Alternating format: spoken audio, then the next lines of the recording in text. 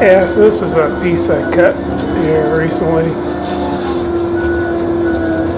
off of Highway 18 in Oregon's Coast Range, just west of Grand Ronde. It's absolutely beautiful wood. I've been lucky here lately. I've really been in some beautiful wood. But with that being said, this was a very complicated unit. Not complaining, mind you, but it just was. It was challenging.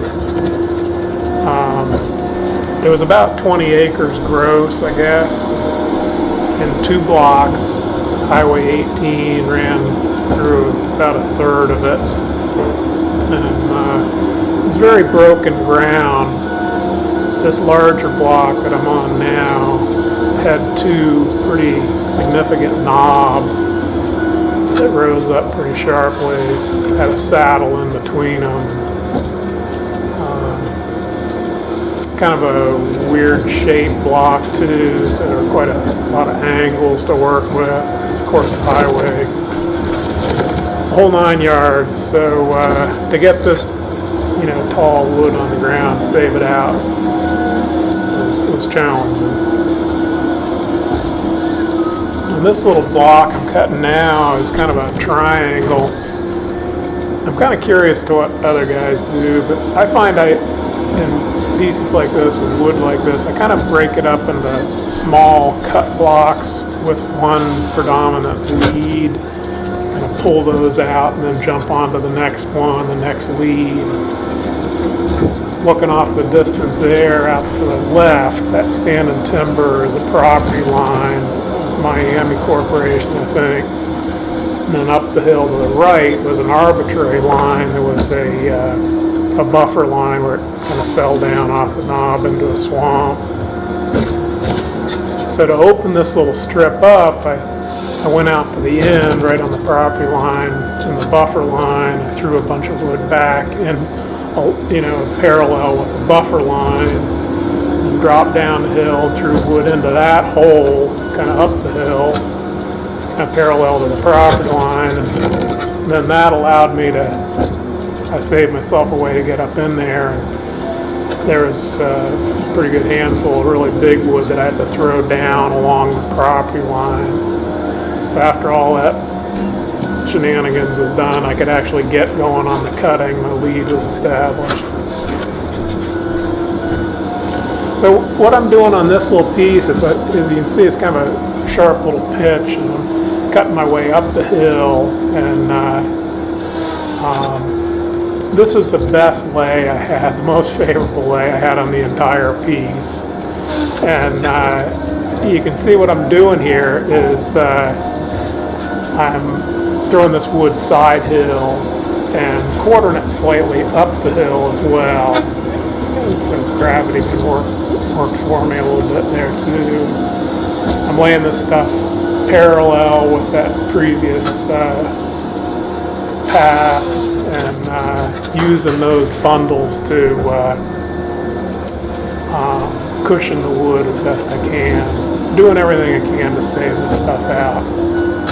This wood's like 75 years old, and it's beautiful form. And so, 3 logs, and just doing everything I can to save it out. It's private ground, and they projected, I think, 20% poles were going to come off it, and I think the guys got over 30%. And so a little bit of credit on that goes to the cutting, and saving it out. So I felt good about that.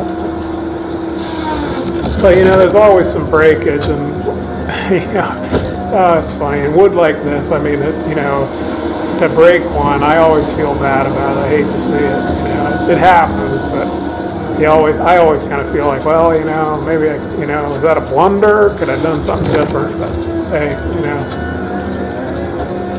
breakage happens. You just got to do what you can to minimize it.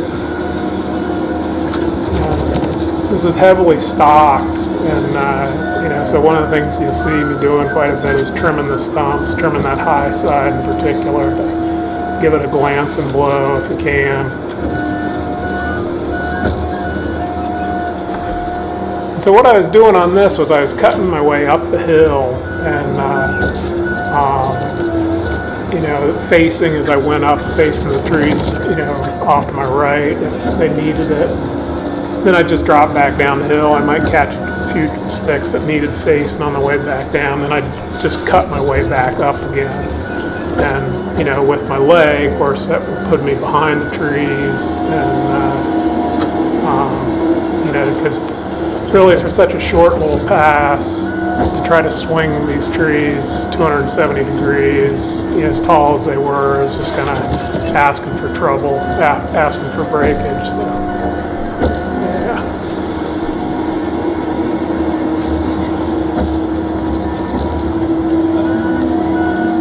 yeah, this piece, like I said, Highway 18, west of Grand Ronde. I think it's the wettest place in Oregon and one of the wetter places in the country. I think just to the south on Laurel Mountain. I think I read they get over 120 inches of rain a year. And it rained like a son of a gun while we were here. This was a nice day, like you can see. But it was wet, you know, it's full on winter. And the guys were really fighting the road hard. The weather didn't really cooperate. Really, this was just a swamp. I mean, low ground was wet, and then these knobs are rising up from it. Of course, they were better, but it was wet ground, wet conditions.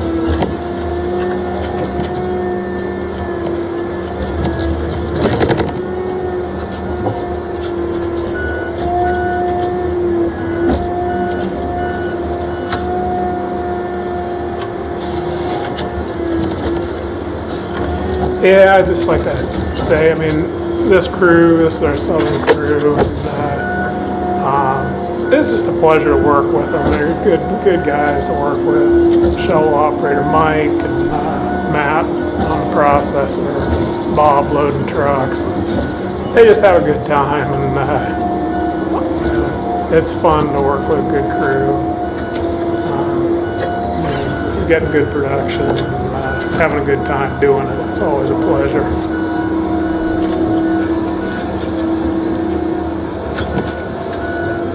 Yeah, you know, these trees don't look all that big, really, you know, but like this I'm about to unhook, you know, I faced it.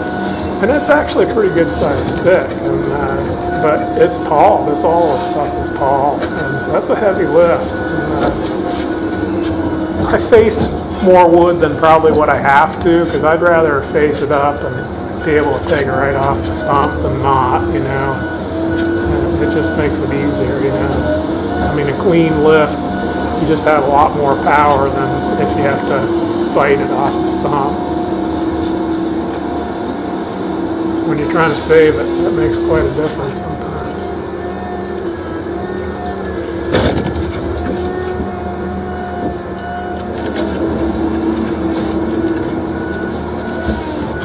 Yeah, so I'm on the other side of that knob now, a little later in the day, working down towards the land and pulling this chunk down.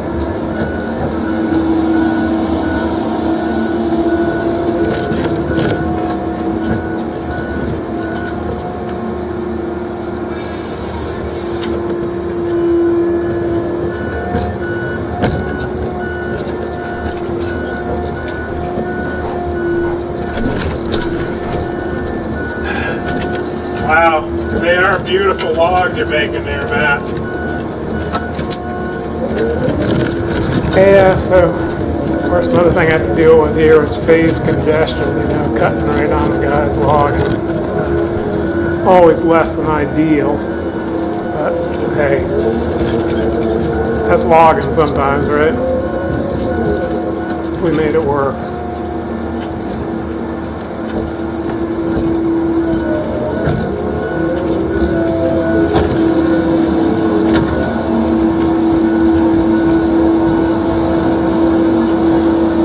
Yeah, so anyhow, there you have it again. Another little block. So, as always, I hope you enjoy it. appreciate you watching. Catch you on the next one.